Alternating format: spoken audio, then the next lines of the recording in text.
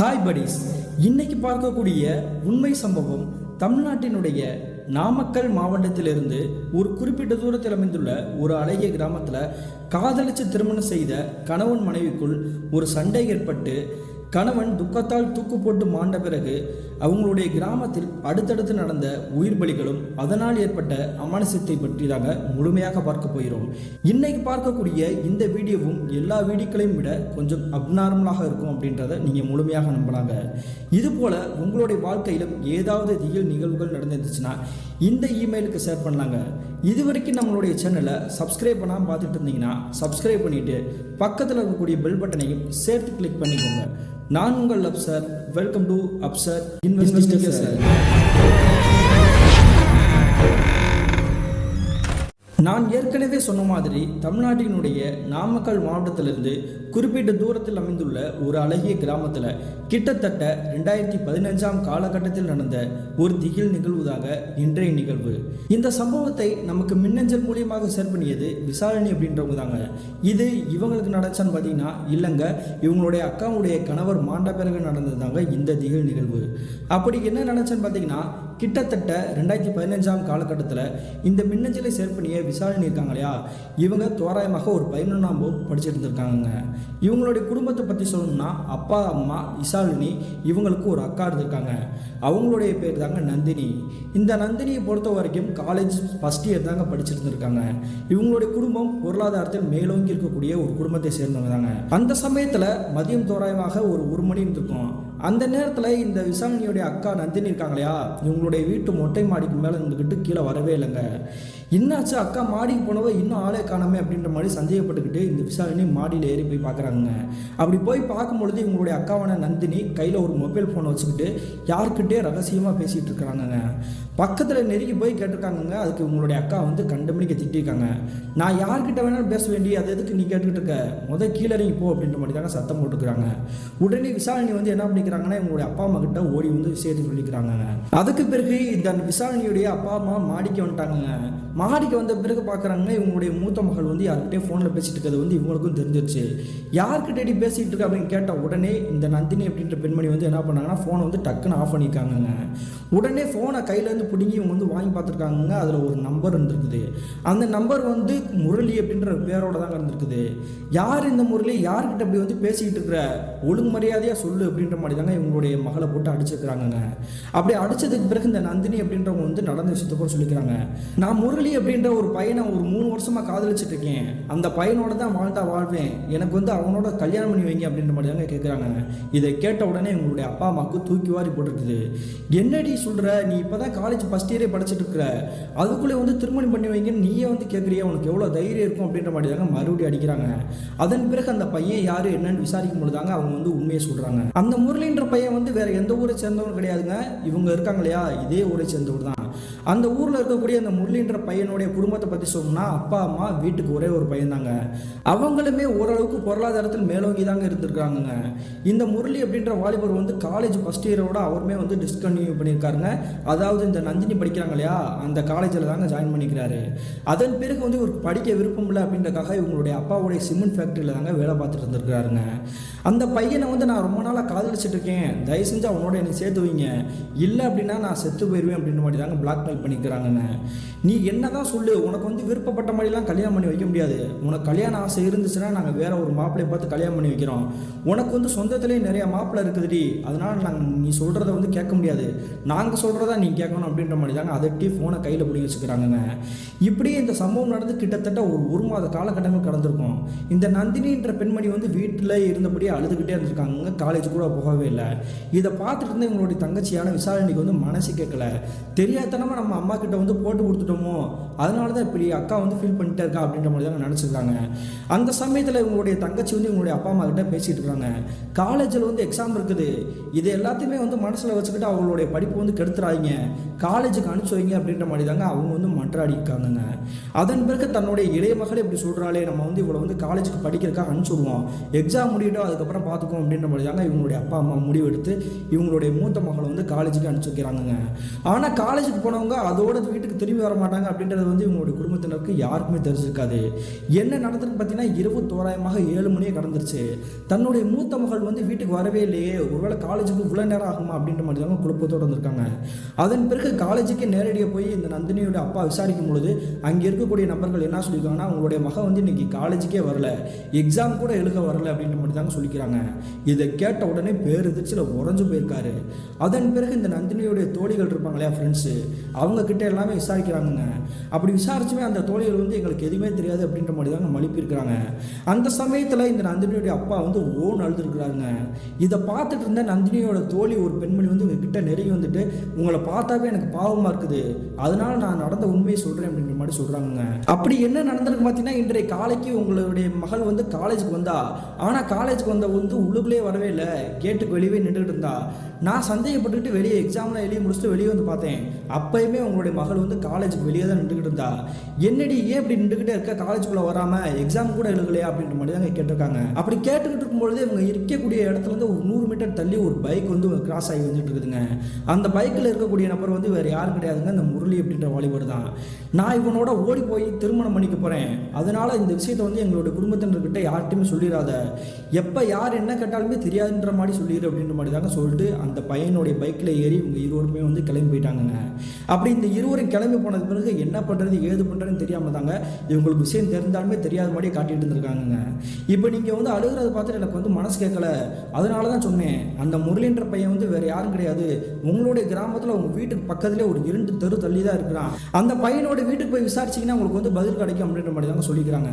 சொன்ன உடனே இந்த நந்தினியுடைய அப்பா அம்மா வந்து என்ன பண்ணுறாங்கன்னா, இந்த முரளின்ற இளைஞர் இருக்கார் இல்லையா, அவருடைய வீட்டுக்கே நெருங்கி போயிட்டாங்க. அப்படி போன பிறகு பார்க்குறாங்க, அப்போ தான் உங்களுக்கே ஒரு விஷயம் தெரிஞ்சிருக்குது. அவங்களுடைய அப்பா அம்மாவுக்குமே இந்த விஷயம் தெரியாமல் தாங்க இருந்திருக்குது, இந்த முரளின்றவர் வந்து ஓடி போயிட்டார் அப்படின்றது. இப்படி இந்த 2 குடும்பமும் மாறி மாறி எல்லா இடத்துலையும் தேடி பார்க்குறாங்க, தெரிந்தவங்களுக்கு புறமே வந்து ஃபோன் பண்ணி பார்க்குறாங்க. ஆனால் இவங்க இருவரும் வந்து எங்கே போனாங்கன்றது வந்து யாருக்குமே தெரியலங்க. இப்படியே கிட்டத்தட்ட அன்றைய இரவுமே கழிஞ்சிருச்சு. இதுக்கு மேலே நம்ம வெயிட் பண்ண வேணாம், காவல் நிலையத்தில் கம்ப்ளைண்ட் பண்ணுவோம் அப்படின்ற மாதிரி தாங்க நினச்சிக்கிறாங்க. அந்த சமயத்தில் இந்த நந்தினி இருக்காங்க இல்லையா, அவங்களுடைய அப்பா அம்மாவுக்கு வந்து ஒரு ஃபோன் கால் வருதுங்க. அந்த ஃபோன் கால் வந்து அட்டன் பண்ணி பேசுகிறாங்க. எதிர்ப்புறத்தில் யார் பேசுகிறாங்கன்னு பார்த்தீங்கன்னா இவங்களுடைய மகளான நந்தினி தான். எனக்கு வந்து திருமண வயசு வந்துருச்சு, அதனால் எனக்கு பிடிச்ச ஒரு பையனை வந்து நான் கல்யாணமும் பண்ணிட்டேன், இனிமேல் என்னை தேட வேணாம், நீங்கள் யாருமே எனக்கு தேவையில்லை, எனக்கு அவர் தான் முக்கியம் அப்படின்ற மாதிரி தாங்க பேசியிருக்கிறாங்க. உடனே உங்களுடைய அப்பா அம்மா வந்து கோபத்தோடு வந்து கத்த ஆரம்பிச்சிட்டாங்க. எங்களையே வேணாண்டு வந்துட்டு உதவி தள்ளி தானே நீ போயிருக்க, உன்னுடைய வாழ்க்கை நல்லாவே இருக்காதுடி, தரிசாக போய்வீங்க அப்படின்ற மாதிரி தான் சொல்கிறாங்க. அதன் பிறகு கிட்டத்தட்ட 1 வார காலகட்டமாகவே என்ன நடக்குதுன்றே தெரியலங்க. இந்த நந்தினி முரளி வந்து உங்களுடைய ஊருக்கு திரும்ப வரவும் இல்லை. கிட்டத்தட்ட ஒரு 10 நாள் பிறகு இந்த முரளியோடைய வீடு இருக்கு இல்லையா, அந்த வீட்டுக்கு நெருங்கி இந்த நந்தினியும் இந்த முரளி அப்படின்றவங்க வந்து மாலையோட வீட்டுக்கு வந்திருக்காங்க. இதை பார்த்த உடனே அவங்களுடைய அப்பா அம்மா வந்து கண்டமணிக்கு திட்டுறாங்க. இருந்தாலுமே தனக்குன்னு ஒரு பையன் தானே இருக்கான், அவனோட ஆசையை வந்து நம்ம நிறைவேற்றி வைப்போம் அப்படின்ற மாதிரி தாங்க அவங்க வந்து ஏற்றுக்கிட்டாங்க. ஆனால் இந்த நந்தினியோட வீட்டில் வந்து ஏற்றுக்கவே கிடையாது. இருந்தாலுமே வந்து முரளியோட வீட்டில் ஏற்றுக்கிட்டாங்கல்ல, நம்மளுடைய வாழ்க்கையை நிம்மதியாக வாழ்வோம் அப்படின்ற மாதிரி தாங்க வாழ ஆரம்பிச்சுக்கிறாங்க. அப்படி உங்களுடைய குடும்பத்தினர் ஏற்றுக்கிட்ட பிறகு கிட்டத்தட்ட ஒரு 3 மாத காலகட்டங்களாக ரொம்ப சந்தோஷமாக தாங்க இவங்களுடைய வாழ்க்கை போயிட்டு இருந்துருக்குது. நான் ஏற்கனவே சொல்லியிருந்தேன் இல்லையா, அந்த முரளின்றவர் வந்து இவங்களுடைய அப்பாவுடைய ஃபேக்ட்ரியில் தான் வேலை பார்த்துட்டு இருக்காரு அப்படின்ட்டு. அப்படி இந்த சிமெண்ட் ஃபேக்ட்ரிக்கு போயிட்டு இரவு தோராயமாக ஒரு 11 மணிக்கு தாங்க வந்திருக்கிறாரு. ஏன்னா அன்றைக்கி வந்து லோடு அனுப்ப வேண்டிய வேலை வந்திருக்குது. அப்படி லோடெல்லாம் அனுப்பிச்சிட்டு இரவு 11 மணிக்கு அவருடைய 2 வீலர் எடுத்துக்கிட்டு இவங்களுடைய வீட்டுக்கு வந்திருக்கிறாருங்க. அப்படி வீட்டுக்கு வந்த பிறகு வந்து பார்த்தீங்கன்னா இவர் வந்து இரவு சாப்பாடே சாப்பிடல, தன்னுடைய மனைவியை கூப்பிட்டு சாப்பாடு போட சொல்லணும் அப்படின்ற மாதிரி தாங்க அங்கிட்டு தேடி இருக்கிறாரு. அந்த சமயத்தில் உங்களுடைய மனைவி வந்து பேசக்கூடிய குரல் மட்டும் கேட்குதுங்க, ஆனால் எங்கே இருக்காங்கன்னு தெரியல. இப்படி அந்த சத்தம் கேட்ட உடனே மாடிப்படிகள் வழியாக ஏறி போய் பார்க்குறாருங்க. இவங்களுடைய மனைவி யார்கிட்டயே ஃபோன் பேசிகிட்டு இருக்கிறாங்க. யார்கிட்டையும் ஃபோன் பேசிட்டு இருக்காளே அப்படின்ற மாதிரி தாங்க சத்தம் போட்டுட்டு பக்கத்தில் நெருங்கி போயிருப்பாரு. நெருங்கி போன உடனே இவங்களுடைய மனைவி வந்து ஃபோன் கால் வந்து டக்குன்னு வந்து டிஸ்கண்டினியூ பண்ணுற மாதிரி கட் பண்ணிக்கிறாங்க. என்னாச்சு, நான் வந்தோடனே ஃபோனை கட் பண்ணிட்டேன், யார்கிட்ட பேசிகிட்டு இருந்தேன் அப்படின்ற மாதிரி தாங்க கேட்குறாங்க. கேட்ட உடனே இவங்களுடைய மனைவி வந்து எந்த ஒரு பதிலுமே சொல்லாமல் யார்கிட்டையும் கிடையாது, நீ கம்முன்னு போ அப்படின்ற மாதிரி தாங்க சத்தம் போட்டிருக்காங்க. நான் எப்பயும் போல் சாதாரணமாக தான் நான் உன்னை கேட்டுக்கிட்டு இருக்கேன், நீ ஏன் இந்த மாதிரி வந்து ஃபோன் பேசுகிற விஷயத்தை வந்து மறைக்கிற, யார்கிட்ட பேசுகிற அப்படின்ற மாதிரி தாங்க கேட்குறாங்க. கேட்ட உடனே உங்களுடைய மனைவி வந்து ஒரு கோபத்தோட ஒரு வார்த்தை சொல்கிறாங்க, நான் வேறு யார்கிட்டையும் பேசலை, என்னுடைய முறப்பையன்கிட்ட தான் பேசிகிட்டு இருக்கேன், அவனுக்கும் எனக்கும் தான் திருமணம் நடக்கிறதா இருந்துச்சு, அதுக்கடையில் தான் நான் உனக்கு திருமணம் பண்ணிட்டேன், உன் கூட வாழ்கிற வாழ்க்கையை எனக்கு கொஞ்சம் கூட பிடிக்கல, சலிச்சுக்கிட்டு போனால் போட்டுன்னு தான் நான் வாழ்ந்துட்டு இருக்கேன், அநேகமாக நான் அவனோடய ஓடி போயிடுவேன் அப்படின்ற மாதிரி தான் எனக்கு தோணுது அப்படின்ற மாதிரி தாங்க சொல்லிக்கிறாங்க. நான் நினச்சேன்டி இந்த நேரத்தில் நீ ரகசியமாக பேசுகிறப்பே நினச்சேன், என்னை ஏமாற்றி இன்னொருத்தையும் கூட நீ கண்ட மணிக்கு பேசிகிட்டு இருக்கல, நீலாம் நல்லாவே இருக்க மாட்டேன் அப்படின்ற மாதிரி தாங்க கோபத்தோட இந்த முரளி அப்படின்றவர் வந்து கீழே இறங்கி போயிருக்கிறாருங்க. அதன் பிறகு இவங்களுடைய மனைவி வந்து இவங்களுடைய கணவர் வந்து எதுவுமே சொல்லவே இல்லை. கீழே இறங்கி போன பிறகு இவங்களுடைய கணவர்கிட்ட கூப்பிட்டு சாப்பாடு வச்சிருக்கேன் சாப்பிடுங்க அப்படின்ற மாதிரி சொல்லிக்கிறாங்க. ஆனால் இந்த முரளி அப்படின்றவர் அதுக்கான பதிலே சொல்லாமல் தாங்க உருன்னு படுத்து கிடக்கிறாருங்க. சரி எதுவாக இருந்தாலும் காலையில் பேசிக்கும் அப்படின்ற மாதிரி தாங்க இந்த இருவருமே வந்துட்டு அவங்களுடைய கட்டில வந்து படுத்து தூங்கிட்டு இருக்காங்க. மறுநாள் காலையில் விடிச்சு தோராயமாக ஒரு 5 மணி இருக்குங்க அதிகாலையில். அந்த சமயத்தில் அலறக்கூடிய சத்தம் வந்து இவங்களுடைய வீட்டில் கேட்குது. கேட்ட உடனே இந்த முரளியுடைய அப்பா அம்மா வந்து என்னாச்சு அப்படின்ற மாதிரி தாங்க பதட்டத்தோட இவங்களுடைய பையனுடைய ரூம் கிட்ட நெருங்கி வந்திருக்காங்க. அப்படி இந்த ரூம்குள்ள கத்தக்கூடிய நபர் வந்து வேறு யாரும் கிடையாதுங்க, இந்த நந்தினின்ற பெண்மணி தான். என்னாச்சுப்பா ஏன் இப்படி கத்திட்டு இருக்கா அப்படின்னு கேட்கும் பொழுது இந்த கை நீட்டி ஒரு இடத்த காட்டுறாங்க. அப்படி பார்க்கும் பொழுது இந்த முரளியுடைய அப்பா அம்மாவுக்கு ஈரப்பொழியும் நடுங்கி போயிடுச்சு. என்ன நடந்திருக்கு பார்த்தீங்கன்னா, இந்த முரளி அப்படின்றவர் அவங்களுடைய ஃபேன்லையே வந்து தூக்கு கயிறு மாட்டி தூக்கில் தொங்கிட்டு இருந்திருக்காருங்க. அவர் தொங்கக்கூடிய இந்த விஷயம் வந்து கிட்டத்தட்ட ஒரு மணி நேரத்துக்கு முன்னாடி பண்ணியிருப்பார் போலங்க. ஆனால் அது யாருக்குமே தெரியவே இல்லை. இது தெரியாமலே தாங்க இந்த நந்தினின்ற பெண்மணி தூங்கிட்டு இருந்திருக்காங்க. தன்னுடைய பையன் எதுக்கு இப்படி தூக்கில் தொங்கி தற்கொலை பண்ணிக்கிட்டான் அப்படின்றது தெரியாமல் ஓன அலறி அடிச்சு கத்தியிருக்காங்க. இவங்க சத்தம் போடக்கூடிய விஷயத்தை கேட்ட உடனே பக்கத்தில் இருக்கக்கூடிய நபர்கள் எல்லாமே மிரண்டு போய் உங்களுடைய வீட்டுக்கு வந்திருக்காங்க. அதன் பிறகு அவருடைய சடலத்தை வந்து கீழே இறக்கி துக்கம் நடந்துச்சு இல்லையா, அதற்கான ஏற்பாடெல்லாம் செஞ்சுட்டு இருக்காங்க. கிட்டத்தட்ட காலையில் ஒரு 11 மணி கடந்திருக்கும். இவங்களுடைய உறவுக்காரங்க இந்த ஏரியாவில் இருக்கக்கூடிய மக்கள் எல்லாருமே நெருங்கி இந்த முரளியோட வீட்டுக்கே வந்துட்டாங்க. இந்த முரளின்ற வாலிபரை பொறுத்த வரைக்கும் அங்கே கிராமத்தில் இருக்கக்கூடிய நிறைய நபர்கள் வந்து ஃப்ரெண்டாக இருந்திருக்காங்க. அதனால தாங்க அவருடைய வயசில் இருக்கக்கூடிய இளம் வயசு பயல்கள் நிறைய பேர் இந்த வீட்டுக்கு வந்திருக்காங்க, இந்த துக்கம் நடந்த வீட்டுக்கு. அப்படி துக்கம் நடந்துட்டு இருக்கும் பொழுதே அவருடைய சடலத்தை தூக்கிட்டு சுடுகாடு போகணும் அப்படின்றக்காக ஏற்பாடு பண்ணி மாலை தோராயமாக ஒரு 4 மணிக்கு அவரோட சடலத்தை எடுத்திருக்காங்க. அப்படி எடுத்துட்டு இருக்கும் பொழுதே இவங்களுடைய மகளான இந்த நந்தினின்ற பெண்மணி இருக்காங்க இல்லையா, ஓன்னு அழுதுருக்காங்க. இப்படி இந்த நந்தினி அப்படின்ற பெண்மணி அழுகக்கூடிய காட்சியை பார்த்துட்டு தான் இவங்களுடைய அத்தை மாமா வந்து என்ன பண்ணாங்கன்னா எதிர்நோக்கி பார்க்குறாங்க. அப்படி பார்க்கும் பொழுது நந்தினியோடைய அப்பா அம்மா தாங்க எதிர்ப்புறத்தில் வந்துட்டு இருக்கிறாங்க. என்னடி ஆச்சு, ஏன் இப்படி மாப்பிள்ளை வந்து இறந்து போனார் அப்படின்ற மாதிரி தாங்க பக்கத்தில் வந்து நெருங்கி வந்து கேட்டிருக்காங்க. அப்படி கேட்கும் பொழுது இந்த இரு வீட்டாருக்குமே வந்து சரியான சண்டை வந்துருக்குது. நீங்கள் தான் ஏதோ ஒன்று பண்ணியிருக்கீங்க, என் பையன் இல்லைன்னா அப்படி வந்து தூக்கு போட்டு தொங்கக்கூடிய ஆள் கிடையாது, உங்களுடைய மகளை வந்து நீங்கள் ஏதோ ஒன்று ஏற்றி விட்டு தான் இந்த மாதிரி வந்து பண்ணியிருக்கீங்க, என்ன நடச்சுன்னு தெரில, என் பையன் வந்து தூக்கில் தூங்கி இறந்து போயிட்டான், நீங்கள் நல்லாவே இருக்க மாட்டீங்க அப்படின்ற மாதிரி தாங்க இந்த இரு வீட்டாரும் மாறி மாறி சண்டை போட்டுருக்காங்க. அப்படி சண்டை போட்டுட்டு இருக்கும்பொழுது இந்த நந்தினின்ற பெண்மணி ஒரு வார்த்தை சொல்கிறாங்க. இதை கேட்ட உடனே இந்த 2 குடும்பமும் ஆடி போயிட்டாங்க. அப்படி என்ன சொல்லிக்காங்க பார்த்தீங்கன்னா, இவர் சாகிறதுக்கு காரணம் வந்து நீங்கள் யாருமே கிடையாது, நான் தான் முழு காரணம் அப்படின்ற மாதிரி தாங்க அவங்களுடைய தலையில் அடித்தபடி அழுதுருக்குறாங்க. என்னடி சொல்லிட்டு இருக்க, நீ என்ன காரணம், அவளை வந்து எதுவும் சண்டை போட்டி அப்படின்னு கேட்கும்போது தாங்க நந்தினின்ற பெண்மணி வந்து நடந்த விஷயத்தை அப்படியே சொல்லிக்கிறாங்க. என்ன நடந்திருக்கு பார்த்தீங்கன்னா, முதல் நாள் இரவு வந்துட்டு இவங்க வந்து நான் என்னுடைய முறப்பையன்கிட்ட பேசுகிறேன் அப்படின்ற மாதிரி சொன்னாங்க இல்லையா, அந்த விஷயம் வந்து ஒரு பொய்யான விஷயம் தாங்க. இவங்க வேறு யாருக்கிட்டையும் பேசலைங்க, இவங்களுடைய அப்பா அம்மா இருக்காங்க இல்லையா, அவங்ககிட்ட தான் பேசிட்டாங்க. ரொம்ப நாள் ஆச்சே நம்ம வந்து வீட்டை உதறி தள்ளிட்டு நம்ம ஓட்டுக்கு இங்கே வந்துட்டோம், தன்னுடைய தங்கச்சி வந்து ரொம்ப வந்து ஃபீல் பண்ணிக்கிட்டு இருப்பாளே அப்படின்ற மாதிரி தாங்க இவங்களுடைய தங்கச்சியான விசாரணைக்கு ஃபோன் பண்ணி பேசிட்டு இருந்திருக்காங்க. அப்படி பேசிகிட்டே இருக்கும்பொழுது இந்த விசாரணைன்ற பெண்மணி வந்து என்ன பண்ணிக்காங்க பார்த்தீங்கன்னா, எங்களுடைய அப்பா அம்மா கிட்டேயுமே வந்துட்டு வலுக்கட்டாயமாக ஃபோனை கொடுத்துருக்காங்க. அக்கா அழுதுகிட்டே இருக்கா, நீங்கள் பேசுங்க அப்படின்னு சொன்ன உடனே அவங்களுடைய அப்பா அம்மாவும் பேசியிருக்காங்க. இப்படி தன்னுடைய அப்பா அம்மா கிட்ட தான் நம்ம பேசுகிறோம் அப்படின்றது தெரிஞ்சால் தன்னுடைய கணவர் வந்து சத்தம் போடுவாரா அப்படின்றக்காக தான் அவர்கிட்ட ஒரு பொய்யை சொல்லுவோம் அப்படின்ற மாதிரி தாங்க கிண்டலாக பேசியிருக்காங்க. ஆனால் இவங்க சொல்லக்கூடிய அந்த சின்ன பொய் வந்து இவங்களுடைய கணவருடைய மனசு வந்து பெருசாக பாதிச்சிருக்குது. இவ வந்து உண்மையில தான் சொல்கிறாளோ, நம்மளை பாதியிலே விட்டுட்டு போயிடுவாளோ அப்படின்ற மாதிரி தாங்க ஏக்கத்தில் ஏங்கி தவிச்சிருக்கிறாங்க. அன்றைய இரவே என்ன நினச்சான்னு தெரிலங்க, இரவு நேரத்திலே அவருடைய கட்டில் மேலே ஏறி அந்த ஃபேனில் இருக்கக்கூடிய கைத்தை போட்டு தூக்கில் போட்டு தொங்கி இறந்து போயிருந்திருக்காருங்க. இப்படி என்னுடைய கணவர் இறந்ததுக்கு முழு காரணமே நான் பண்ண சின்ன தப்பு தான் அப்படின்ற மாதிரி தாங்க ஓன் அழுதுருக்காங்க. இந்த விஷயத்தை கேட்ட உடனே இந்த முரளியோடைய அப்பா அம்மா வந்து கொஞ்சம் கூட நம்பவே இல்லை. நீ உண்மையிலே உன்னுடைய முறப்பையன்கிட்ட பேசாமல் பேசிகிட்டு இருப்ப, அதை பார்த்துட்டு தான் என்னுடைய பையன் வந்து துக்கம் தாங்காமல் தூக்கு போட்டான் அப்படின்ற மாதிரி தாங்க அடிக்க வந்திருக்காங்க. அவள் சொல்கிறது வந்து பொய் கிடையாது, உண்மைதான், வேணா அவளுடைய ஃபோன் எடுத்து செக் பண்ணி பாருங்க அப்படின்ற மாதிரி தாங்க எங்களுடைய சம்பதி வந்து வீட்டுக்காரங்க வந்து சொல்லிக்கிறாங்க. உடனே இந்த நந்தினியோடைய அத்தை மாமா இருக்காங்க இல்லையா, அவங்களுடைய ஃபோன் எடுத்து செக் பண்ணி பார்க்குறாங்க. அப்படி செக் பண்ணி பார்க்கும்போது தாங்க தெரிஞ்சுக்குது இந்த நந்தினின்ற பெண்மணி சொல்லக்கூடிய விஷயம் வந்து எல்லாமே உண்மைதான் அப்படின்றது வந்து புரிய வந்திருக்குதுங்க. இப்படி தெரியாதனமாக ஒரு சின்ன பொய்யை சொல்லி என்னுடைய மகனோட உயிரே போயிடுச்சு, ஏண்டி இப்படி பண்ண, இது எங்களுக்கு மட்டும்தான் இழப்பா, உனக்கும் தானே இழப்பு அப்படின்ற மாதிரி தாங்க ஓன அனைவருமே அழுதுருக்காங்க. இப்படி நடக்கக்கூடிய விஷயம் கேட்டுட்டு அந்த ஏரியாவில் இருக்கக்கூடிய மக்கள் அனைவருமே மிரண்டு போயிட்டாங்க. தெரியாதனமாக ஒரு பொய் சொல்லி அதனால ஒரு உயிரை போயிடுச்சு அப்படின்ற மாதிரி தாங்க ஏக்கத்தில் வாடி தவிச்சிருக்கிறாங்க. இந்த சம்பவம் நடந்ததுக்கு பிறகு அவருடைய சடலத்தை எடுத்துகிட்டு போய் சுடுகாட்டில் போய் எரிச்சிட்டு வந்திருக்காங்க. எரிச்சிட்டு வந்தால் அன்றைய இரவு புறமே இந்த நந்தினின்ற பெண்மணி வந்து ஓன் அழுதபடியாக தான் இருந்திருக்காங்க. அவங்களுடைய குடும்பத்தினர் இவங்களுக்கு இவங்க எப்படி ஆறுதல் சொல்கிறதுன்னு தெரியாமல் தாங்க தவிச்சிட்டு இருக்காங்க. என்ன காரணம்னா, நந்தினியோட குடும்பத்தினர் வந்து இப்படி வந்து தன்னுடைய மகளை வந்து திருமணம் பண்ணார் இல்லையா, காதலிச்சு அவர் போயிட்டாரே அப்படின்ற மாதிரி தாங்க வருத்தத்தில் இருந்திருக்காங்க. அதே மாதிரி இன்னொரு பக்கம் முரளியோடைய அப்பா அம்மா வந்து தன்னுடைய பையனே போயிட்டானே அப்படின்ற மாதிரி தாங்க வருத்தத்தில் இருந்திருக்காங்க. இப்படி இந்த இரு வீட்டாரும் வருத்தத்தில் இருக்கிறனால தாங்க இவங்களுக்கு வந்து சரியான முறைப்படி ஆறுதல் சொல்லவே யாருமே இல்லைங்க. இதோட பிரச்சனை முடிச்சான்னு பார்த்தீங்கன்னா, மறுநாள் காலையில் இவங்களுடைய குடும்பத்தினர் அனைவருக்கும் மட்டும் இல்லைங்க, அந்த ஏரியா மக்களுக்கே பேரெதிர்ச்சி உண்டாக்கக்கூடிய ஒரு நிகழ்வு நடக்க காத்திருந்துச்சு. என்ன நடந்திருக்கு பார்த்தீங்கன்னா, மறுநாள் காலையில் அதே தோராயமாக ஒரு 5 மணி இருந்துருக்குங்க. அதிகாலையில் இவங்களுடைய வீட்டில் வந்து ஒப்பாரி வைக்கக்கூடிய ஒரு சத்தம் கேட்குதுங்க. அந்த சத்தம் போடுறது யாருன்னு பார்த்தீங்கன்னா, அந்த முரளியோடைய அம்மா தான். என்னாச்சுடி, ஏன் இப்படி கத்திட்டு இருக்கா இவங்களுடைய கணவர் கேட்டிருக்காருங்க. பக்கத்தில் நெருங்கி வந்துட்டு உடனே பக்கத்தில் இருக்கக்கூடிய ரூமை காமிச்சு கையை காட்டுறாங்கங்க. அங்கே பாருங்க, இங்கே பாருங்க அப்படின்ற மாதிரி சொல்கிறாங்க.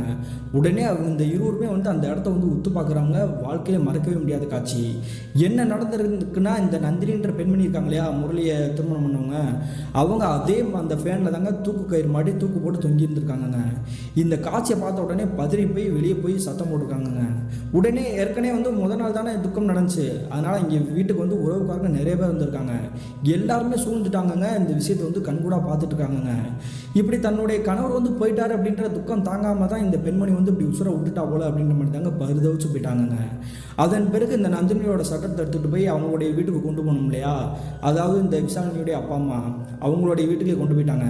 அப்படி வீட்டுக்கு கொண்டு போன பிறகு அவங்களுடைய இறுதிச் சடங்கு எல்லாமே நடத்தி முடிச்சுட்டு சுடுகாட்டு கொண்டு போய் எரிச்சிட்டு வந்திருக்காங்க.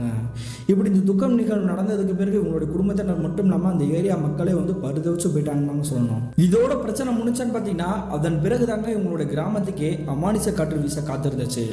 என்ன நடந்திருக்கு பார்த்தீங்கன்னா, இந்த முரளியோடைய குடும்பத்தினர் இருக்காங்க இல்லையா, இவங்க இருக்கக்கூடிய வீடு நான் ஏற்கனவே சொன்ன மாதிரி சொந்த வீடு தாங்க. இவங்களுக்கு பக்கத்து கிராமத்தில் இன்னும் ஒரு வீடு இருந்திருக்குது. நம்மளுடைய பையனே போயிட்டா, தன்னுடைய மருமகளும் போயிட்டா, இதுக்கப்புறம் நம்ம இந்த வீட்டில் எதுக்கு இருந்துக்கிட்டு, இந்த வீடை வந்து யாராவது வாடகைக்கு ஆட்கள் கேட்டு வந்தாங்கன்னா அவங்களுக்கு நம்ம மாற்றி விட்டுட்டு நம்ம வேற வீட்டுக்கு போயிடுவோம் அப்படின்ற மாதிரி தாங்க அவங்களுடைய பக்கத்து கிராமத்துக்கே போயிருக்காங்க. அப்படி பக்கத்து கிராமத்துக்கு போகிறது மட்டும் இல்லாமல் இவங்களுடைய வீட்டோட சாவியை வந்து எதிர்ப்புறத்தில் ஒரு வீடு இருந்திருக்குங்க. அந்த வீட்டில் வந்து ஒரு பெண்மணி தாங்க இருந்திருக்காங்க. அவங்களுடைய கணவரோட தான் வாழ்ந்துட்டு இருந்திருக்காங்க. அவங்களுக்கு ஒரு 5 வயசில் ஒரு பெண் குழந்தை இருந்திருக்குது. அந்த பெண்மணியை பொறுத்த வரைக்கும் வாரத்துக்கு ஏலச்சீட்டு நடத்துவாங்க இல்லையா, அந்த மாதிரி ஏலச்சீட்டு நடத்தக்கூடிய ஒரு பெண்மணி தாங்க. அந்த பெண்மணிக்கும் இந்த முரளியோடைய அப்பா அம்மாவுக்கும் நெருங்கிய பழக்கம் தாங்க. அதனால அவங்க வந்து என்ன பண்ணியிருக்காங்கன்னா, வீடு வந்து வாடகைக்கு யாராவது கேட்டாங்கன்னா இந்த வீடை வந்து காட்டி நீங்கள் வந்து பிடிச்சி கொடுங்க, அதுக்கு உண்டான கமிஷன் நாங்கள் கொடுத்துருவோம், நாங்கள் இந்த வீடே வேணால் வேறு ஊருக்கு போகிறோம் அப்படின்ற மாதிரி தாங்க எங்களுடைய பக்கத்து ஊருக்கு போகிறேன் அப்படின்ற மாதிரி விஷயத்த சொல்லிட்டு பக்கத்து ஊருக்கே போயிருக்காங்க. இப்படி இந்த நிகழ்வு நடந்து கிட்டத்தட்ட ஒரு 2 நாட்கள் கடந்திருக்குங்க.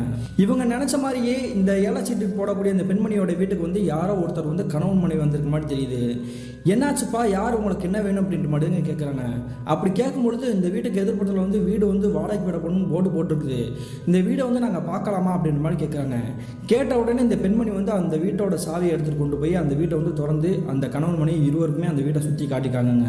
அப்படி காட்டின பிறகு இந்த கணவன் மனைவி இருவருமே வந்து என்ன சொல்கிறாங்கன்னா, இந்த வீடு வந்து எங்களுக்கு கொஞ்சம் பிடிக்கல, அதனால வேற ஏதாவது பெரிய வீடாக காட்ட முடியுமா அப்படின்ற மாதிரி கேட்குறாங்க. அப்படி கேட்ட உடனே இந்த ஏழை சீட்டை போடக்கூடிய பெண்மணி வந்து என்ன சொல்கிறாங்கன்னா, எனக்கு தெரிஞ்ச வரைக்கும் இந்த வீடு தான் இருக்குது, இந்த வீடு நீங்கள் பிடிச்சிங்க அப்படின்னா வந்து உங்களுக்கு கம்மியான வாடகை கூட நான் பிடிச்சி ரெடி பண்ணி தருவேன், எனக்கு தெரிஞ்சவங்க தான், நீங்கள் வந்து ஓகேன்னா சொல்லுங்கள், நான் வந்து ரெடி பண்ணி கொடுக்குறேன் அப்படின்ற மாதிரி தாங்க சொல்கிறாங்க. உடனே இந்த கணவன் மனைவி வந்து சரி நாங்கள் யோசிச்சு சொல்கிறோம் அப்படின்ற மாதிரி தாங்க அவங்க வந்து கிளம்பி போயிருக்காங்க.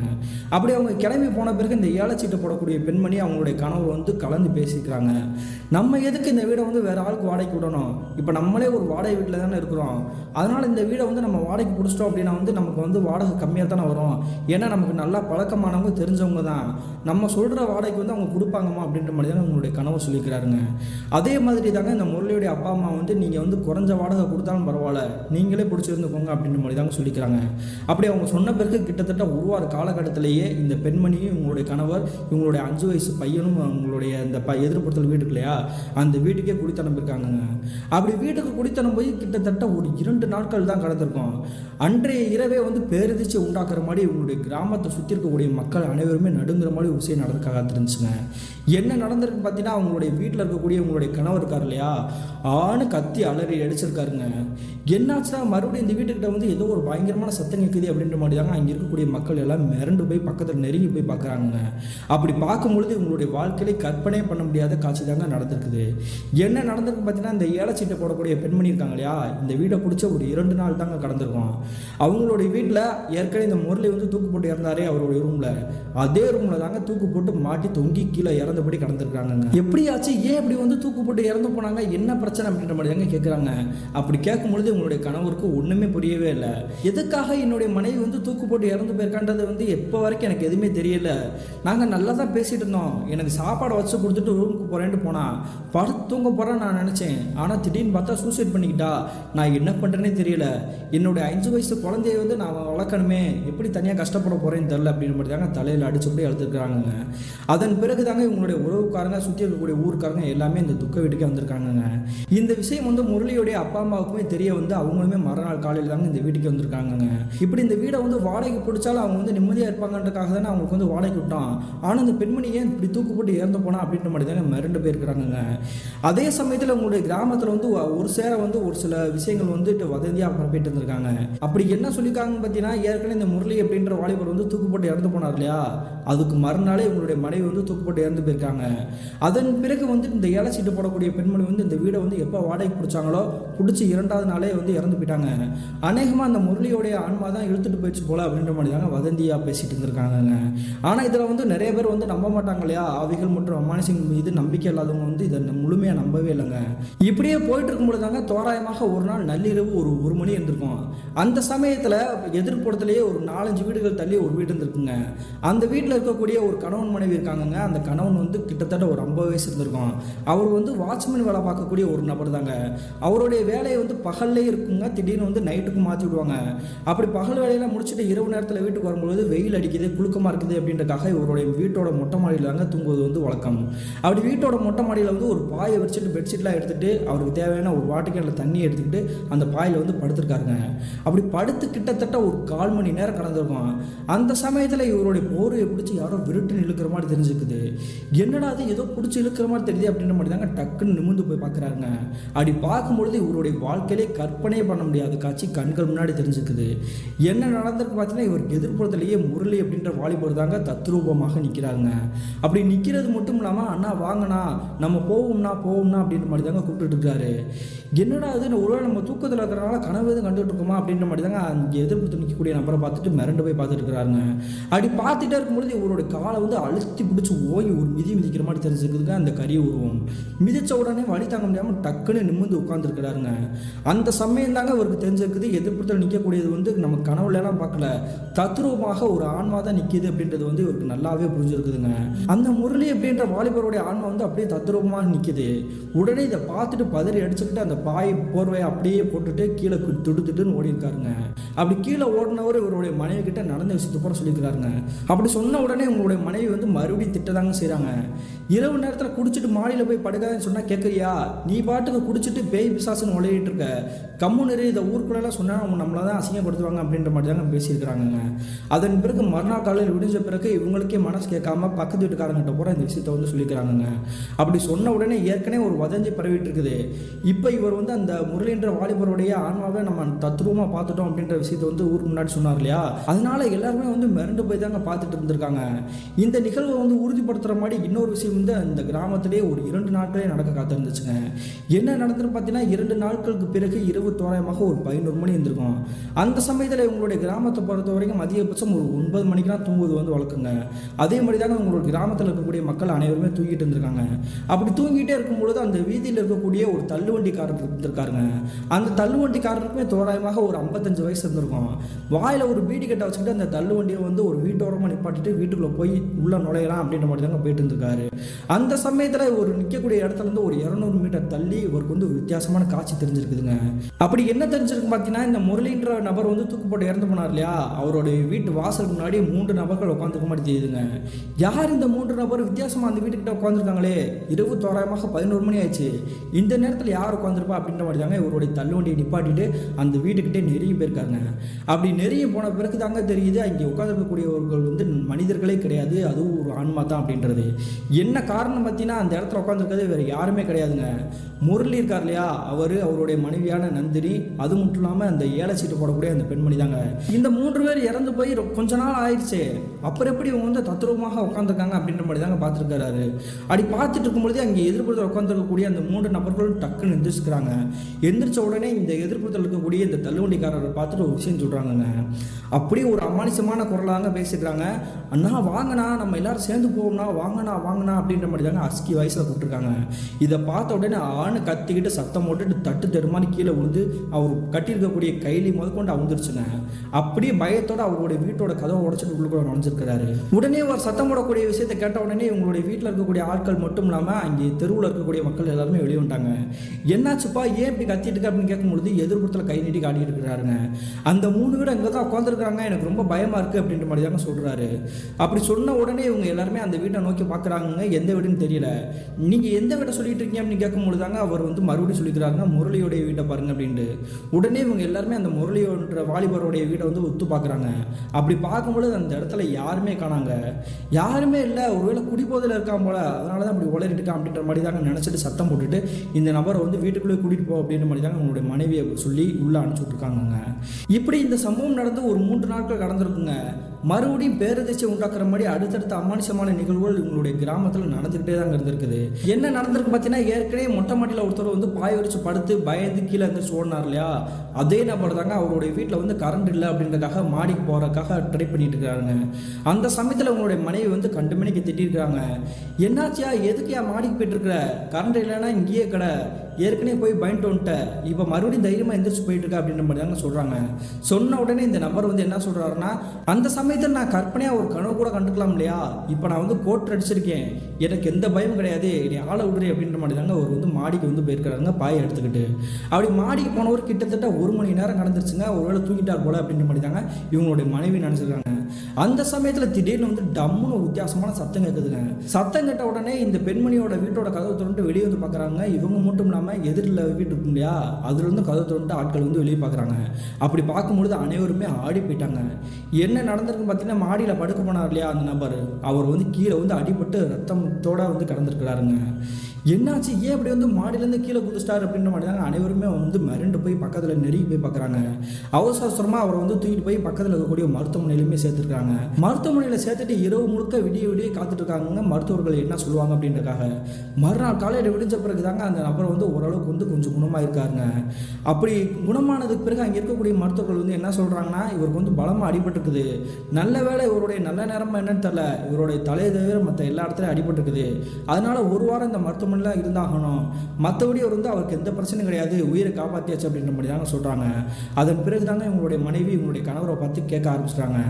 மாடிக்கு போய் தூங்க போகிறீங்கன்னு நீ படுத்து பாய வச்சு படுத்த, 1 மணி நேரம் ஆயிடுச்சு, நீ நல்லா தூங்கிப்பேன்னு தான் நினச்சோம், அதுக்கப்புறம் எதுக்கே மாடியிலேருந்து குதிச்சு அப்படின்ற மாதிரி கேட்குறாங்க. அப்படி கேட்கும் பொழுது இவங்களுடைய கணவர் வந்து ஓன்னு அழுதுருக்காருங்க. என்னாச்சியா, ஏன் இப்படி அழுதுட்டு இருக்கான்னு கேட்கும்போது தாங்க நடந்த விஷயத்த சொல்லிக்கிறாருங்க. ஏற்கனவே இந்த முரளின்ற ஆன்மா வந்து இவர் கிட்ட வந்து வானே போகலாம் அப்படின்ற மாதிரி கூப்பிடுச்சு இல்லையா, ஆனால் இந்த முறை இந்த முரளின்ற ஆன்மா கூட இன்னும் ஒரு 2 ஆன்மாக்கள் இருந்துச்சு. அதாவது இந்த ஏலச்சீட்டை போடக்கூடிய அந்த பெண்மணி இருக்கு இல்லையா, அந்த பெண்மணி மட்டும் இல்லாமல் இந்த நந்தினின்ற பெண்மணி, இந்த 3 பேருமே இவர் கிட்டே நெருங்கி வந்துட்டாங்க. வானே போகலாம் அப்படின்ற மாதிரி தாங்க சொல்லியிருக்காங்க. சொன்ன உடனே அவர் வந்து பயத்தில் நடுக்கத்தோட என்ன பண்ணுறதுன்னு தெரியாமல் தாங்க மிரண்டு போய் அங்கிட்டு ஓடி இருக்கிறாருங்க. அந்த சமயத்திலே நீ வந்து சாகன் விருப்பப்படுறியா அப்படின்ற மாதிரி தாங்க இந்த 3 பேர் வந்து அமானுஷமான குரலை கேட்டிருக்காங்க. அப்படி கேட்கும்பொழுது இவங்களுக்கு வந்து என்ன சொல்லணும்னு தெரிலங்க இந்த நபருக்கு. உடனே மாடி படிக்கட்டிலேருந்து மாடியோட உயரத்துலேருந்து டக்குன்னு வந்து கீழே எகிரி குதிச்சிருக்காருங்க. அதுக்கு பிறகு எனக்கு என்ன நடந்துச்சுன்னு தெரியல, நான் வந்து சாகன்லாம் குதிக்கலாமா, ஆனால் நான் என்னையவே அறியாமல் தான் அந்த மாடியிலேருந்து குதிச்சிட்டேன் அப்படின்ற மாதிரி தாங்க சொல்லிக்கிறாருங்க. அதன் பிறகு உங்களுடைய மனைவி வந்து சத்தம் மட்டும் தாங்க செஞ்சுருக்கிறாங்க. நான் தான் ஏற்கனவே சொன்னேன்ல மாடிக்கு போகுதுன்ட்டு, சொல்ல கேட்காம போயிட்டியா அப்படின்ற மாதிரி தாங்க அவங்கள வந்து பார்த்துக்கிட்டு இருக்காங்க பத்திரமாக. அதன் பிறகு இந்த கணவன் மனைவி வந்து மருத்துவமனையில் தாங்க இருந்திருக்காங்க. அங்கே இருக்கக்கூடிய மருத்துவர்கள் வந்து 1 வாரமாக இங்கே தான் இருந்தாகணும் அப்படின்ற மாதிரி தாங்க கண்டிஷனாக சொல்லியிருக்காங்க. அப்படி கிட்டத்தட்ட 1 வார காலகட்டத்துக்கு பிறகு தாங்க இவங்களுடைய கணவரை கூட்டிகிட்டு இவங்களுடைய வீட்டுக்கு வந்திருக்காங்க. அப்படி வீட்டுக்கு வந்த பிறகு மறுபடியும் இவங்க அனைவருக்குமே வந்து சாக்குதாங்க. என்ன நடந்திருக்கு பார்த்தீங்கன்னா, அந்த கிராமத்தில் இருக்கக்கூடிய மக்கள் அனைவருமே இவங்களுடைய வீட்டுக்கே வந்திருக்காங்க. உன்னுடைய கணவர் வந்து மருத்துவமனையில் உயிர் படைச்சது பெரிய விஷயமா, அதுக்குள்ளே எங்களுக்குள்ள ஒரு துக்க நிகழ்வு நடந்துருச்சு அப்படின்ற மாதிரி தாங்க சொல்கிறாங்க. சொன்ன உடனே என்னாச்சு சொல்லிட்டு இருக்க, எப்படி யார் இறந்து போனா அப்படின்ற மாதிரி தாங்க கேட்குறாங்க. அப்படி கேட்கும்பொழுது தாங்க இறந்து போன நபரை பற்றி அவங்க வந்து சொல்ல ஆரம்பிச்சிருக்காங்க. அப்படி இறந்து போன நபர் வந்து வேறு யாருமே கிடையாதுங்க, இந்த முரளின்றவருடைய நெருங்கிய நண்பரான சந்தோஷ் அப்படின்றவர் தாங்க. அவரை பொறுத்த வரைக்குமே இவருடைய ஆரம்பத்துலேருந்து சின்ன வயசுலேருந்து நெருக்கமாக இருக்கக்கூடிய ஒரு நபர் தாங்க. அவர் வந்து பெயிண்டிங் வேலை பார்க்கக்கூடிய ஒரு நபர் தான். அந்த சமயத்தில் தாங்க இவங்க மருத்துவமனை மருத்துவமனையில் போய் சேர்ந்துட்டு இருக்காங்க இல்லையா, அந்த நேரத்தில் இந்த முரளியோடைய அப்பா அம்மா வந்துட்டு இந்த நபருக்கு வந்து கால் பண்ணியிருக்காங்க. அதாவது இந்த முரளியோடைய நண்பரான சந்தோஷுக்கு கால் பண்ணி என்ன சொல்லியிருக்காங்கன்னா, என்னுடைய பையன் இறந்து போய் 1 மாதம் கடக்க போகுது, இந்த வேலைக்கு வேற யாரையாவது கூப்பிட்டு வந்தாலும் சரி அல்லது நீயே போய் முடிச்சு விட்டாலும் சரிப்பா அப்படின்ற மாதிரி தான் சொல்கிறாங்க. சொன்ன உடனே இந்த சந்தோஷ் அப்படின்றவர் வந்து வேற யாரும் தேவையில்லை, நானே இந்த வேலையை போய் முடிச்சுட்டு வந்துடுவேமா அப்படின்ற மாதிரி தாங்க சொல்லிக்கிறாருங்க. ஏன்னா இவருடைய நெருங்கிய நண்பர் தானே இறந்து போனது. அவருடைய துக்க நிகழ்வு கூட இவரால் வர முடியலைங்க. என்னுடைய நண்பன் இறந்து போனப்போ நான் வந்து ஊரில் இருந்தேன், அதனால தான் என்னால் வர முடியல. அவனுடைய வீட்டுக்கு வந்து நான் வெள்ளையாவது அடிக்கக்கூடிய அந்த வேலையாவது எனக்கு கொடுங்க அப்படின்ற மாதிரி தாங்க இவர் வந்து வாண்டடாக அந்த வீட்டுக்கு வந்து போயிருக்காருங்க. அப்படி அந்த வீட்டுக்கு போனது மட்டும் இல்லாமல் வெள்ளையெல்லாம் அடிச்சு முடிச்சுட்டு இரவு நேரத்தில், அதாவது இந்த முரளியோடைய ரூம் இருக்கு இல்லையா, அந்த ரூம்லேயே தாங்க படுத்து தூங்கியிருக்காரு. மறுநாள் காலையில் விடிஞ்ச பிறகு அவங்களுடைய வீட்டு பக்கத்தில் இருக்கக்கூடிய நபர்கள் புறமே வந்து என்ன நினைக்கிறாங்கன்னா, என்னாச்சு உள்ளுக்குள்ளே வெள்ளையடிக்க போன அந்த பையன் வந்து வெளியே வந்துட்டானா இல்லையான்றது தெரியல அப்படின்ற மாதிரி தாங்க பயத்தோடு இருந்திருக்காங்க. அதே சமயத்தில் தாங்க இந்த முரளியோடைய நண்பரான சந்தோஷோடைய அப்பா அம்மா எங்கே இருக்காங்க பார்த்தீங்கன்னா, இவங்க இருக்கக்கூடிய அதே தெருவில் தாங்க பக்கத்தில் தாங்க இருந்திருக்காங்க. என்னுடைய பையன் வந்து வெள்ளையடிக்க போனவே வரவே இல்லை, ஒருவேளை அந்த வீட்டிலேயே வந்து தூங்கிட்டான் போல அப்படின்ற மாதிரி தாங்க அந்த வீட்டுக்குள்ளே போய் சத்தம் போட்டுருக்காங்க. அப்படி சத்தம் போட்டுமே இவங்களுடைய பையனுடைய வாய்ஸ் வந்து கொஞ்சம் கூட கேட்கவே இல்லை. சந்தேகப்பட்டுட்டு உள்ளுக்குள்ளே போய் பார்க்குறாங்க. பார்த்து அனைவருக்குமே வந்துட்டு ஆடி போயிட்டாங்க. என்ன காரணம் பார்த்தீங்கன்னா, இந்த முரளியோடைய நண்பரான சந்தோஷ் இருக்கார் இல்லையா, அவரும் அதே மாதிரி தாங்க இந்த முரளி தூக்கு போட்டு தொங்க போனார் இல்லையா, அதே அந்த தூக்கில் தாங்க தொங்கி இறந்தபடி கலந்துருக்காருங்க. இதை பார்த்த உடனே அனைவருக்குமே வந்து ஈரக்குழியை நடுங்கி போயிருச்சுங்க. அதன் பிறகு அவருடைய சடலத்தை எடுத்துகிட்டு போய் இறுதி சடங்கெலாம் முடிச்சு சுடுகாட்டில் போய் எரிச்சிட்டு வந்திருக்காங்க. இப்படி தான் நீங்கள் வந்து மருத்துவமனையில் சேர்ந்த பிறகு இங்கே ஒரு துக்கமே நடந்துருச்சு, நல்ல வேளை உன்னுடைய புருஷனுடைய உயிர் தப்பிச்சிருச்சு அப்படின்ற மாதிரி தான் சொல்லிட்டு இருக்காங்க. அப்படி சொல்லிட்டு இருக்கும் பொழுதே உங்களுடைய கணவர் வந்து ஓன்னு கத்துறாருங்க. என்னாச்சடி மறுபடியும் என்ன பிரச்சனை அப்படின்ற மாதிரி தாங்க உங்களுடைய கணவர்கிட்ட நெருங்கி போய் பார்க்குறாங்க. அப்படி பார்க்கும்பொழுது அனைவருமே வந்து வேர்த்து வடவடக்க நிற்கிறாங்க. என்ன காரணம் பார்த்தீங்கன்னா, உங்களுடைய கணவர் வந்து பெட்டில் படுத்திருக்கார் இல்லையா, அவருடைய முகத்தோற்றமே கோரமான தோற்றமாக தெரிஞ்சிருக்குங்க. எனக்கு என்னமோ அந்த ஆன்மா தான் ப்ரொசஸ் பண்ணி தான் இந்த மாதிரி வேலையெல்லாம் பார்த்துட்டு இருக்குது போல. இதுக்கப்புறமா நம்ம விட்டோம்னா நம்மளுடைய கிராமத்தில் அடுத்தடுத்த பிரச்சனைகள் நடக்கும், அதனால கோடாங்கி கிட்ட நம்ம கூட்டிகிட்டு போகிறது தான் நல்லது அப்படின்ற மாதிரி தாங்க அவர் ஆல்ரெடி வந்து படுத்த படுக்கை தானே கடந்துருக்கிறாரு. கை கால் எல்லாமே அடிபட்டுருக்கு, தலையை தவிர வலுக்கட்டாமல் அவர் தூக்கிட்டு போய் ஒரு ஆட்டோவை ரெடி பண்ணி பக்கத்தில் குறி சொல்லக்கூடிய ஒரு நபருடைய வீட்டுக்கே கூட்டிகிட்டு போயிருக்காங்க. அப்படி கூட்டிகிட்டு போன பிறகு அங்கே இருக்கக்கூடிய குறி சொல்லக்கூடிய நபர் வந்து உடுக்கையை வந்து அடிக்க ஆரம்பிச்சிருக்காருங்க. அடித்த உடனே இவருடைய உடம்புல வந்துட்டு இந்த முரளின்ற பையனுடைய ஆன்மா வந்து டக்குன்னு ஏறி இருக்குதுங்க. யார் நீ, உனக்கு என்ன பிரச்சனை, எதுக்கு இந்த கிராமத்தில் இருக்க ஒவ்வொருத்தராக வந்து போட்டு தள்ளிட்டு இருக்க அப்படின்ற மாதிரி தாங்க கேட்குறாரு. கேட்ட உடனே இந்த முரளியோட ஆன்மா வந்து நடந்த விஷயத்தை கூட அப்படி சொல்லிக்குது. நான் வந்து என்னுடைய மனைவியை வந்து ஆசையாக காதலிச்சு திருமணம் பண்ணேன், அவள் மேலே நான் உசிரே வச்சுருந்தேன். ஆனால் வந்து ஒரு சின்ன பொய் சொல்லி என்னுடைய உயிரே போயிடுச்சு, அதனால தான் அவள் மட்டும் எதுக்கு உயிரோடு இருக்கணும், என் கூட கூட்டிகிட்டு போயிடணும் அப்படின்ற மாதிரி தான் கூட்டிகிட்டு போனேன். அடுத்து என்னுடைய அப்பா அம்மாவை தான் எனக்கு ரொம்ப பிடிக்கும், அவங்களே கூட்டிகிட்டு போகணும்னு நினச்சேன். ஆனால் அதுக்குள்ளே அந்த வீட்டை காலி வந்துட்டு வேற எங்கேயோ போயிட்டாங்க.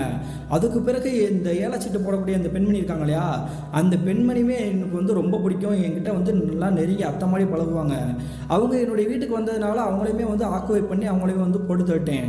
அதுக்கப்புறம் அவங்களுடைய 5 வயசு பையனையுமே கொல்லலாம்னு நினச்சேன், ஆனால் தப்பிச்சிட்டான் அப்படின்ற மாதிரி தாங்க சொல்லிக்கிறாரு. சரி இதெல்லாம் ரைட்டு, இந்த சந்தோஷன்ற வாலிபரை எதுக்கு கொலை பண்ண அப்படின்ற மாதிரி தாங்க கேட்குறாங்க.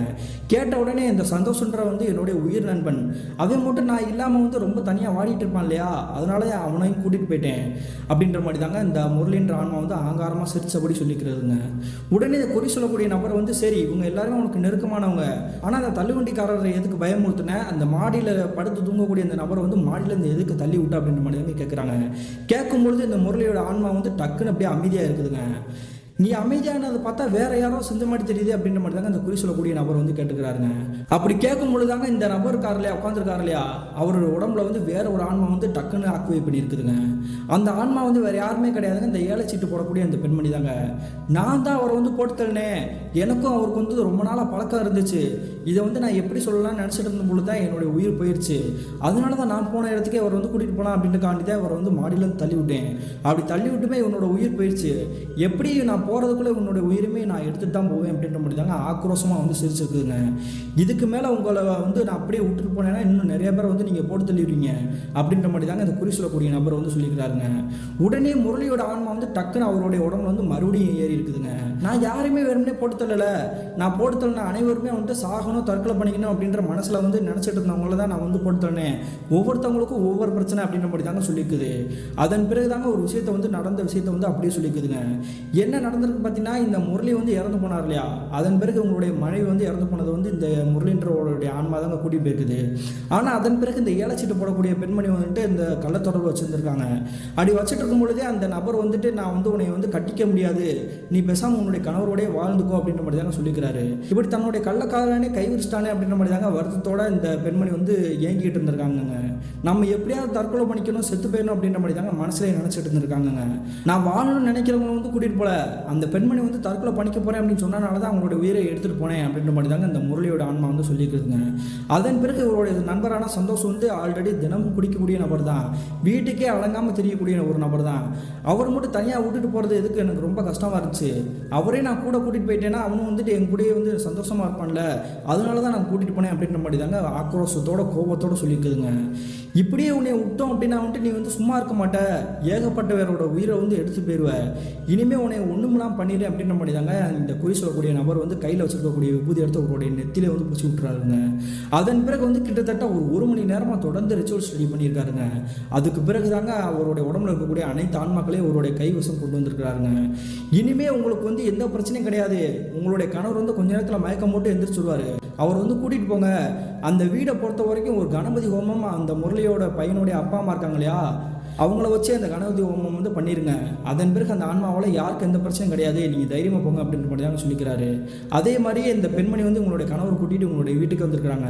அப்படி வீட்டுக்கு வந்த பிறகு அந்த முரளியோடைய அப்பா அம்மா கிட்ட நடந்த விஷயத்தை கூட சொல்லிக்கிறாங்க. அதே மாதிரி கிட்டத்தட்ட ஒரு வார காலகட்டத்தில் அந்த வீட்டில் வந்து கணபதி ஹோமம் நடத்தி முடிச்சுக்கிறாங்க. இப்படி இந்த சம்பவம் நடந்ததுக்கு பிறகு உங்களுடைய கிராமத்துக்கு எந்த ஒரு ஆவியிலாலேயோ அமானுஷங்களாலேயோ எந்த ஒரு பிரச்சனையும் பாதிப்பும் இல்லாமல் நிம்மதியாக தாங்க இருந்திருக்காங்க. ஆனால் அந்த மாடியிலிருந்து தற்கொலை பண்ண போனார் இல்லையா, அவருக்கும் அந்த ஏலச்சீட்டு போடக்கூடிய பெண்மணிக்கும் கள்ளத்தொடர்பு இருக்குது அப்படின்றது வந்து இப்பொழுது இந்த மனைவிக்கு வந்து தெரிஞ்சிருச்சு. அதனால இந்த இருவருக்குமே சண்டை போட்டு தனித்தனியாக பிரிஞ்சுட்டாங்க. அதுக்கு பிறகு இவங்களுக்கு யாருக்குமே எந்த ஒரு பிரச்சனையும் இல்லாமல் தாங்க இருந்திருக்காங்க. கிட்டத்தட்ட 2015 காலகட்டத்தில் என்னுடைய அக்காவுடைய கணவர் மாண்ட பிறகு அடுத்தடுத்து நடந்ததுதான் பிரதர். இப்போ வரைக்கும் இந்த சம்பவம் வந்து என்னுடைய நெஞ்சை வந்து உலுக்கிட்டா இருக்குது. ஆவிகள் மீது அமானுஷங்கள் மீது எங்களுக்கெல்லாம் நம்பிக்கை கிடையாது. ஆனால் எங்கள் கிராமத்தில் நடந்த இந்த அடுத்தடுத்த தொடர்பலிகள் வந்து எங்களுக்கு வந்து இன்னும் மறக்கவே முடியாது. எங்களை பொறுத்த வரைக்கும் ஆவிகளும் இருக்குது, அமானுஷங்களும் இருக்குது அப்படின்ற மாதிரி தான் நான் முடிவெடுத்து சொல்கிறேன் அப்படின்ற மாதிரி தான் சொல்லி முடிச்சுக்கிறாங்க. இந்த சம்பவத்தை ஷேர் பண்ணி விசாரணைக்கு ஒரு நன்றி சொல்லிக்கலாங்க. மீண்டும் இது போன்ற தரமான திரளான சுவாரஸ்யமான நிகழ்வுடன் உங்களை சந்திக்கும் வரை நான் உங்கள் அப்சர்.